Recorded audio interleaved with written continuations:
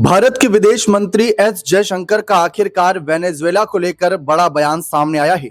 जी हां, जिस तरीके से अमेरिका ने वेनेजुएला में घुसकर उनके ही राष्ट्रपति को अगवा किया और फिर अमेरिका ले गए, इस पूरे मामले की चर्चा पूरे देश भर में हुई, दुनिया भर में हुई। दुनिया भर के सभी विशेषज्ञों ने और साथ ही साथ विश्लेषकों ने अपनी अपनी राय रखी कि किस तरीके से जो ट्रंप ने ये किया है, क्या ये सही है या गलत है। कौन सा देश किस देश के साथ खड़ा है, कितने देश वेनेजुएला का साथ दे रहे हैं और कितने देश अमेरिका के द्वारा यानी ट्रंप के द्वारा किए गए इस कदम की तारीफ या आलोचना कर रहे हैं। इस पर जहां एक बहस छिड़ी हुई है, वहीं दूसरी तरफ जयशंकर ने लग्जमबर्ग में इसी मामले पर एक बड़ा बयान दिया। जब उनसे सवाल पूछा गया, सवाल क्या था, जवाब क्या था, वो मैं आपको सारी जानकारी दूंगा, लेकिन उससे पहले आपको कंप्यूटर स्क्रीन के माध्यम से शुरुआती कुछ जानकारी दे देता हूं ताकि आपको ये पूरा मामला समझना आसान रहे। तो यहाँ पर आप देखिए, जयशंकर ने वेनेजुएला के हालात पर चिंता जताई, कहा हमारे रिश्ते अच्छे हैं, बातचीत से समस्या का हल निकालें, अमेरिका ने हमला किया था। तो ये यहाँ पर खबर है। इसके साथ साथ भारतीय विदेश मंत्री जयशंकर ने वेनेजुएला के हालात पर चिंता भी जताई।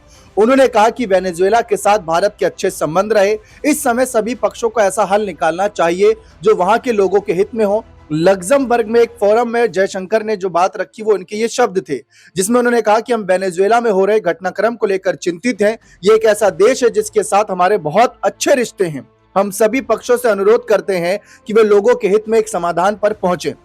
गौर करने वाली बात यह है कि जयशंकर ने इसमें अमेरिका शब्द का जिक्र नहीं किया, ना तो ट्रंप को लेकर कोई बात रखी। अब ये भी अपने आप में थोड़ा सा एक चर्चा का विषय बन जाता है। अब आपको लग रहा होगा कि आपने तो शब्द दिखा दिया, आपने खबर दिखा दी, तो मैं आपको जयशंकर का बयान भी सुना देता हूं कि सामने बैठे लोगों ने, जो भारतीय दूतावास या यूं कहें कि वहां के भारतीय समुदाय के लोग थे, जो जयशंकर से सवाल पूछे, फिर उनका क्या जवाब था, आप खुद ही सुन लीजिए। The question was around the events in Venezuela. Do you have any observations, both from an official point of view, but also your personal observations on what precedent this sets or what your thoughts are? I don't particularly in public have a distinction between my official and personal. Anything I say is the same. But what I think we put out a statement yesterday. So I would urge you to look at it. And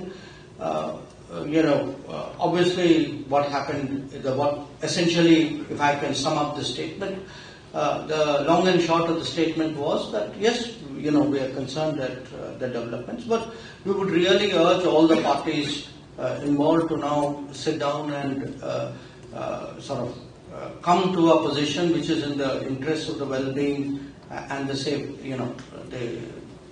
safety of the people of Venezuela. Because at the end of the day, that is our concern.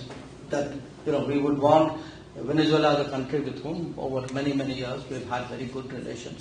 So we would like the people to come out sort of well from whatever is the direction of events.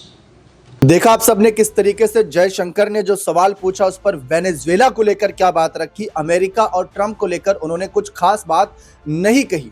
Jaishankar का ये बयान इसलिए और भी खास हो जाता है क्योंकि लगातार ट्रंप वेनेजुएला पर हमले के बाद प्रधानमंत्री नरेंद्र मोदी को लेकर अपनी बात रख रहे हैं कि मोदी मुझे खुश करना चाहते थे, मोदी अच्छे व्यक्तित्व वाले इंसान हैं। इसके साथ साथ जो ऑयल यानी रूस और भारत के संबंध को लेकर और साथ ही साथ जो ऑयल को लेकर भी वो बार बार बात छेड़ रहे हैं, जिसकी वजह से भारत के जो विपक्षी पार्टियां हैं वो लगातार सरकार से सवाल पूछ रही है कि मोदी जी इसका जवाब कब देंगे, विदेश मंत्रालय इसका जवाब कब देगा। लगातार ट्रंप जहां भी जा रहे हैं इस अंदाज में खड़े होते हैं कि मानो उनको किसी बात की कोई डर फिक्र नहीं, और फिर वो प्रधानमंत्री नरेंद्र मोदी को निशाने पर रखते अपना बयान देते और उनको अच्छा भी बता देते हैं।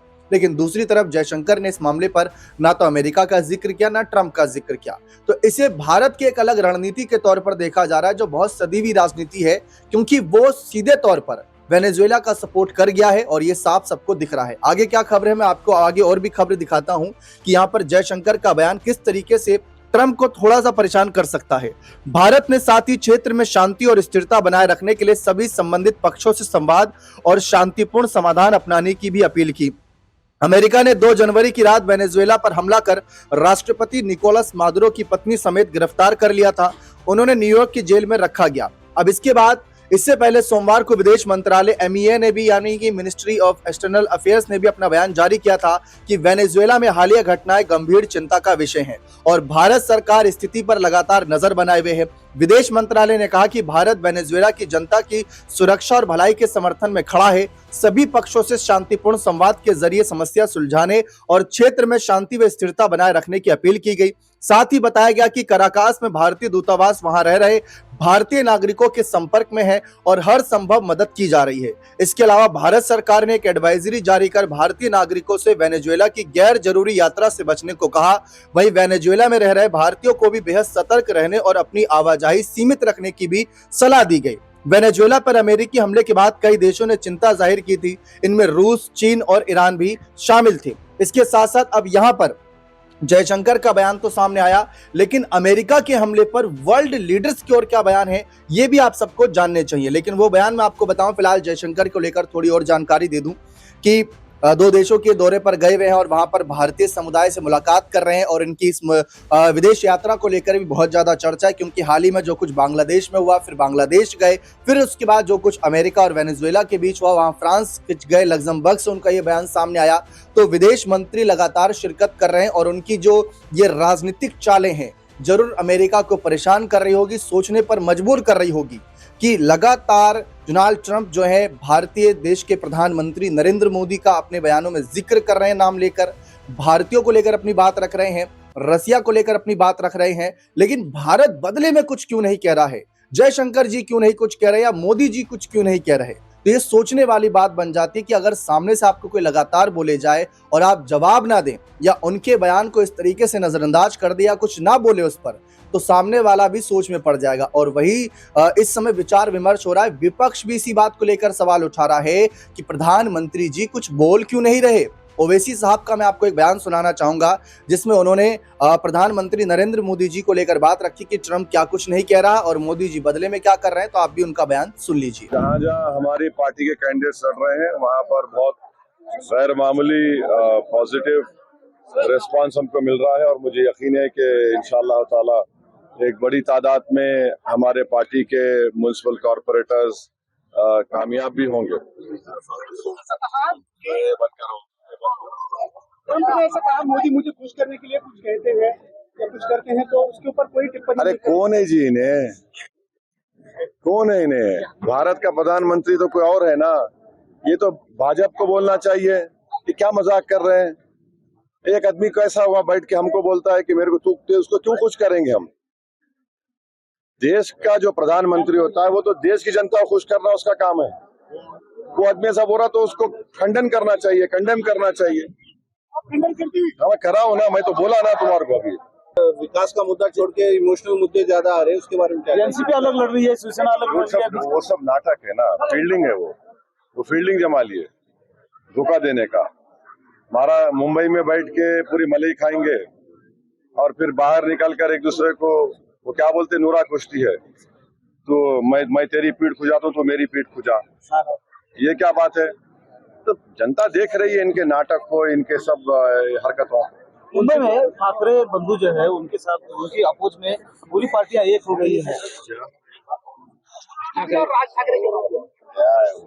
नहीं, पैसों की ज्यादा चुनाव लड़ाया जा रहा है सर, हर जगह पैसा। अरे भाई पैसे सबको दे रहे, मीडिया को भी दे रहे, आप लोग भी नहीं लेना। तो सुना आपने ओवैसी का बयान। देखिए साफ तौर पर दिख रहा है कि भारत का जो हर विपक्ष है वो चाहता है कि मोदी जी ट्रंप को जवाब दें और विदेश मंत्री जयशंकर से भी यही उम्मीद की जा रही है कि ट्रंप के बयानों पर जवाब दिया जाए, ट्रंप की कार्रवाई पर सीधे तौर पर नाम लेकर उनका बात रखी जाए। तो अभी वो तो नजर नहीं आ रहा, क्या रणनीति है क्या नहीं वो तो भविष्य में पता चलेगा कि विदेश मंत्री ने अमेरिका या ट्रंप का नाम क्यों नहीं लिया, वेनेजुएला का नाम लिया, अपना समर्थन भी जता दिया, वहां के लोगों के प्रति भी अपनी जो है एक भावना जताई कि वहां के लोग सुरक्षित रहने चाहिए सबसे पहली बात तो। फिर उसके बाद अब मोदी जी पर नजर बनी हुई है। लेकिन इस बीच वर्ल्ड लीडर्स के जो स्टेटमेंट सामने आए हैं वह मैं आपको सुनाना यहाँ पर दिखाना चाहूंगा कि उनके क्या स्टेटमेंट हैं। तो काजा कलास ये जो EU विदेश मामले की चीफ है, इन्होंने मादुरो सरकार वैध नहीं है और यूरोपीय संघ शांतिपूर्ण तरीके सत्ता परिवर्तन के समर्थन पर कायम रहेगा, ये इनका बयान है। इसके साथ साथ अलेक्जेंडर लुकाशेंको बेलारूस राष्ट्रपति जो है वो कहते हैं कि हम अमेरिका की कार्रवाई की कड़ी निंदा करते हैं, ये कदम अंतरराष्ट्रीय शांति के लिए खतरा है। इसके साथ साथ क्यूबा राष्ट्रपति कार्यालय से जो यहां पर बयान आया वह लिखते हैं कि वेनेजुएला पर किए गए अमेरिकी हमले की निंदा करते हैं। अमेरिका वेनेजुएला की जनता के खिलाफ स्टेट टेररिज्म कर रहा है। इसके साथ साथ रूस का बयान देखिए, यहां पर विदेश मंत्रालय की तरफ से यह स्टेटमेंट था कि वेनेजुएला के खिलाफ अमेरिका की कार्रवाई की निंदा करते हैं। इन कार्रवाइयों को सही ठहराने के लिए जो वजह दी जा रही है वह सही नहीं है। इसके साथ साथ ईरान का विदेश मंत्रालय ने कहा कि वेनेजुएला पर अमेरिकी सैन्य हमले और देश की राष्ट्रीय संप्रभुता और क्षेत्रीय अखंडता का उल्लंघन है। इसके साथ साथ मेक्सिको सरकार ने कहा कि यह हमला क्षेत्रीय स्थिरता को खतरे में डालता है। इस एक तरफा कार्रवाई को स्वीकार नहीं किया जा सकता। दूसरी तरफ विदेश मंत्री हमारे जो है जयशंकर जी ने क्या कहा कि आज के समय में ज्यादातर देश वही कदम उठाते हैं जिससे उनका खुद का फायदा हो, लेकिन इसके बावजूद वे भारत को बिना मांगे मुफ्त की सलाह देने से नहीं चूकते। जयशंकर ने कहा कि ऐसा ही रवैया ऑपरेशन सिंदूर के दौरान भी देखने को मिला। कई देशों ने तब कहा कि उन्हें क्षेत्र में बढ़ते तनाव की चिंता है। उन्होंने कहा कि सच में चिंता है तो पहले अपने इलाके को देखिए, वहां की स्थिति से हमें कितना परेशानी होती है। विदेश मंत्री के इस बयान को भारत की विदेश नीति पर बाहरी दखल पर कड़ी प्रतिक्रिया के तौर पर देखा जा रहा है। अब ट्रंप ने जो वेनेजुएला के राष्ट्रपति को सत्ता से हटाया, पूरा यह घटनाक्रम है जहां पर अमेरिका ने वेनेजुएला में सैन्य कार्रवाई करते हुए राष्ट्रपति निकोलस मादुरो को सत्ता से हटा दिया। 2 जनवरी की रात अमेरिकी सैनिकों ने ऑपरेशन चलाकर मादुरो और उनकी पत्नी सीलिया फ्लोरेस को हिरासत में लिया था। इसके साथ ही वेनेजुएला में मादुरो का शासन समाप्त हो गया। अमेरिकी राष्ट्रपति डोनाल्ड ट्रंप ने इस कार्रवाई को वेनेजुएला में लोकतंत्र बहाल करने की दिशा में जरूरी कदम बताया। ट्रंप प्रशासन का दावा है कि मादुरो लंबे समय से ड्रग्स और हथियार तस्करी के नेटवर्क से जुड़े हुए थे। अमेरिकी कार्रवाई के बाद मादुरो और उनकी पत्नी को न्यूयॉर्क लाया गया, जहां उन्हें डिटेंशन सेंटर में रखा गया। उन पर अमेरिका में हथियारों और ड्रग्स की तस्करी से जुड़े गंभीर आरोप लगे। मामले में मादुरो की पत्नी सीलिया फ्लोरेस को भी आरोपी बनाया गया। अमेरिकी एजेंसियों का कहना है कि फ्लोरेस पर अपहरण और हत्याओं के आदेश देने के आरोप हैं। इस कार्रवाई के बाद लैटिन अमेरिका देशों में तनाव भी बढ़ गया है।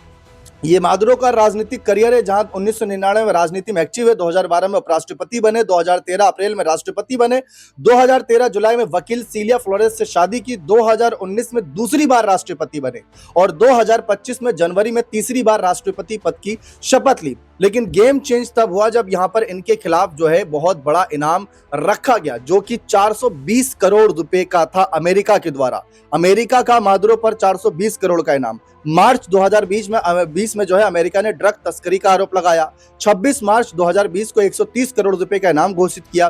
फिर 10 जनवरी 2025 इनाम बढ़ाकर 200 करोड़ रुपए किया। 7 अगस्त 2025 इनाम दोगुना करके 420 करोड़ से अधिक कर दिया। 3 जनवरी 2026 को आखिरकार मादुरो को गिरफ्तार किया गया। तो ये पूरा घटनाक्रम है। लेकिन इस बीच एस जयशंकर ने अपनी जो बात है वो डंके की चोट पर रख दी कि वेनेजुएला के लोगों की चिंता है, और साथ ही साथ जो एक सलाह वाली बात है वो आप इनके बयानों में साफ तौर पर देख सकते हैं। अब एस जयशंकर के इस बयान को और देश के विपक्ष को, ट्रंप की इन दिनों उठाए जा रहे मोदी जी को लेकर सवालों को आप किस नजरिए से देखते हैं, अपनी राय कमेंट सेक्शन में अवश्य रखिएगा। बने रहे चैनल के साथ। बहुत बहुत शुक्रिया।